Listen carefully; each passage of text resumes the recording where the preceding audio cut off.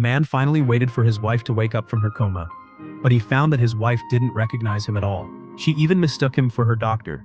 So the man sat by her bed and told her he was her husband. The man wanted to hold her hand, but she pulled away. She looked at the wedding ring on her hand, her eyes full of disbelief.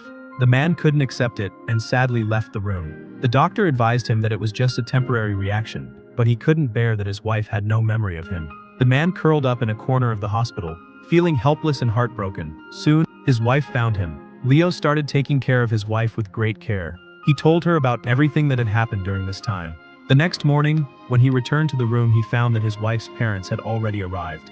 They were very angry about their daughter's illness, and he had never met them before. The doctor suggested that it would help her memory to return to a familiar environment. So, both her parents and Leo hoped that Peggy would go home. A dispute broke out between the two sides, until Peggy stopped them, ending the argument. Then, Peggy felt very confused, wondering why her husband had never met her parents. Leo explained that it was because she had a disagreement with her parents over choosing a major when she was in school. After that, they had no contact with each other. Peggy decided to go with her parents. Leo still wanted to fight for staying with his wife, but Peggy thought that even if they were married, it might have been for some other reason. She still didn't trust the words of a stranger.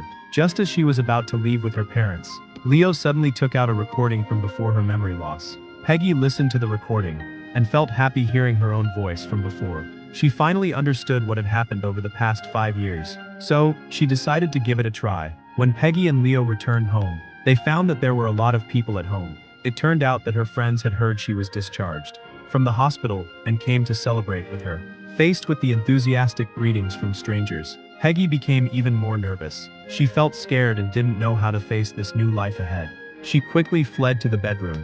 Although she understood Leo's good intentions, she still couldn't accept these strangers talking about things she wasn't familiar with. It made her feel uncomfortable. She asked Leo to leave the room. At that moment, she just wanted to be alone and have some peace.